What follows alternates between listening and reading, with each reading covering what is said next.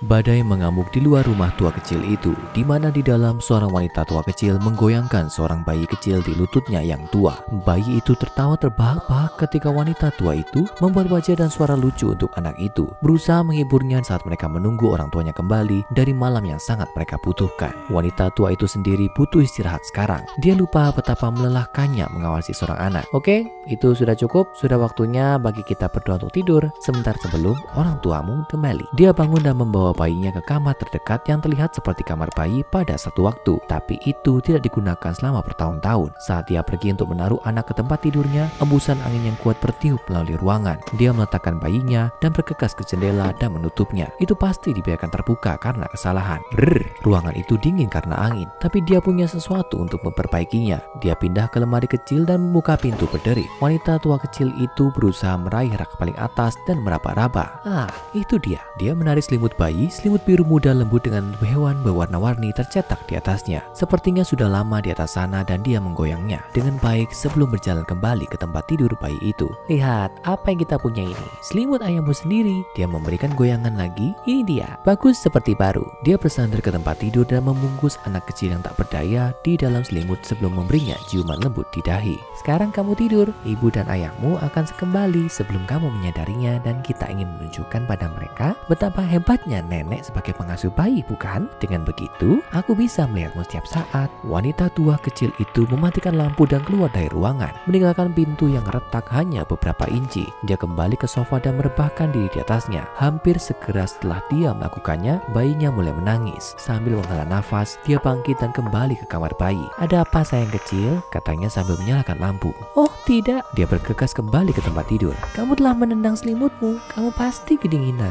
Dia mengambil selimut dari ujung tempat tidur dan menyelipkannya ke sekitar bayi sekali lagi. Ini dia, lebih baik. Wanita tua itu meninggalkan ruangan dan diam-diam menutup pintu, membiarkannya terbuka hanya beberapa inci. Saat dia berbalik untuk kembali ke sofa, tangisannya mulai lagi. Sambil menghela nafas, dia membuka pintu dan kembali ke kamar. Sekali lagi, selimut berada di ujung box tempat bayi menendangnya. Baik, tidak mau selimut, tidak apa-apa. Dia mengambil bayi itu dari tempat tidurnya dan mengayunkannya di lengannya sampai berhenti menangis. Dia menempatkannya kembali ke tempat tidur. Oke, tidak pakai selimut, tolong tidurlah, nenek lelah. Wanita tua itu mengeluarkan selimut dari tempat tidur dan meninggalkan ruangan. Dia menutup pintu dan luar biasa, kali ini anak itu tetap diam. Wanita tua itu kembali ke tempatnya di sofa dan mulai menguap. Saat hendak tidur, angin di luar bertiup kencang dan bersuara keras. Wanita tua itu menggigil. Dia melihat ke sampingnya dan melihat selimut bayi. Dia mengambilnya dan memeriksa cetakan binatang yang lucu, mengingatkan ketika putranya sendiri masih bayi terbungkus di dalamnya. Dia tersenyum pada pikiran bahagia dan melemparkan selimut di bahunya. Dia bersandar di sofa dan menemukan bahwa matanya sangat berat. Dia akan mengistirahatkannya sebentar. Dia tidak akan tertidur.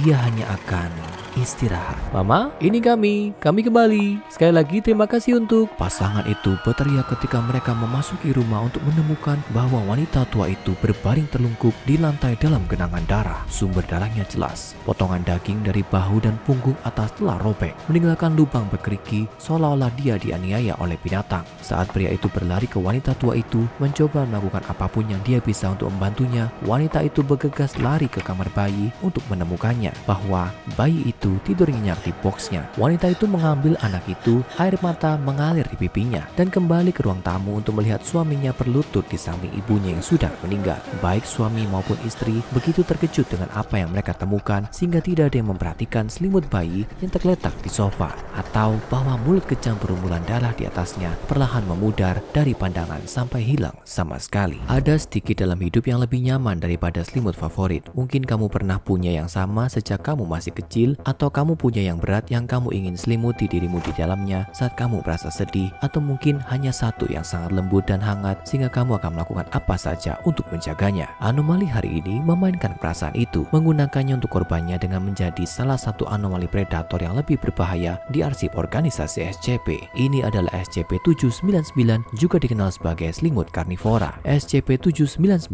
adalah jenis makhluk yang dapat bervariasi dalam bentuk, ukuran, dan penampilan. Tapi seperti namanya dalamnya selalu berbentuk semacam selimut. Bahan dari anomali itu tidak diketahui, tapi itu adalah serat yang sangat lembut yang dalam banyak hal menyerupai campuran wool merino berkualitas tinggi, meskipun yang menahan panas bahkan lebih efektif daripada rekan alaminya. Berat SCP-799 dapat bervariasi dari antara setengah kilogram hingga 6 kg, dan meskipun itu telah ditemukan di hampir setiap warna yang dapat dibayangkan, tampaknya cenderung ke warna pastel dan akan sering punya pola yang menggambarkan berbagai hewan yang ramah dan tertata. Baik warna pastel dan pola kekanak-kanakan sangat umum pada SCP-799 yang beratnya kurang dari 2 kg dan bahasa sehari-hari akan dikenal sebagai selimut bayi. Sementara SCP-799 tidak diragukan lagi adalah organisme hidup, ada beberapa perdebatan apakah itu sendiri hewan atau mungkin sejenis koloni jamur. Sebuah SCP-799 tidak mampu bergerak, berbaring tak bergerak untuk waktu yang lama dan membutuhkan sedikit nutrisi. Betapa kecilnya jumlah yang mereka butuhkan, mereka tampaknya dapat memperoleh hampir seluruhnya dari partikel organik yang ada di dalam debu rumah tangga biasa, seperti bulu binatang dan sel kulit mati manusia. Selimut makan melalui serangkaian menit, struktur seperti mulut saringan yang tersebar di permukaan makhluk itu yang menunggu nutrisi jatuh ke dalamnya, tidak seperti spons di dasar laut. Sebuah SCP-799 dapat bertahan cukup lama dalam keadaan ini, dan satu spesimen tercatat itu telah hidup selama beberapa tahun di loteng lembab, hidup sepenuhnya dari partikel organik kecil yang akan melayang turun dari langit-langit di atasnya. Jika sebuah SCP-799 dipaksa dalam waktu yang lama tanpa sumber nutrisi, seperti ketika misalnya ditempatkan di dalam lemari atau laci tertutup, itu akan mulai mengalami perubahan fisik tertentu yang mengakibatkannya bermetamorfosis menjadi bentuk predatornya. Perubahan ini tidak terlihat hanya dari pengamatan biasa, dan itu terdiri dari selimut yang mengubah banyak mulut penyaring makanan menjadi satu besar yang dilapisi dengan beberapa baris gigi yang sangat tajam. Makhluk selimut juga mengembangkan bentuk jaringan baru di dalam struktur seperti kainnya yang mirip dengan otot dan mampu berkontraksi serta meremas. Setelah metamorfosisnya selesai, SCP-799 akan menunggu makhluk yang tidak curiga untuk menutupi diri mereka setengahnya atau membungkusnya di sekitar tubuh mereka. Begitu mereka melakukannya, selimut akan menunggu waktunya sampai mereka memasuki keadaan istirahat. Biasanya menunggu mereka tertidur sepenuhnya, di mana fase makan akan dimulai. Setelah makhluk itu mendeteksi bahwa korbannya tidak aktif, itu akan menggunakan ototnya yang baru terbentuk untuk menempel pada mereka, menahan mereka di tempatnya. Saat membuka rahangnya yang dilapisi gigi, itu akan mulai menggigit mangsanya yang terkurung, merobek beberapa kilogram daging, tulang, dan bahan organik lainnya, menelannya dan mengubahnya menjadi bubur tipis yang segera menyebar ke seluruh tubuhnya. Proses traumatis dan kekerasan ini hampir selalu menyebabkan korban meninggal karena kehilangan darah. Dalam 10 menit setelah serangan,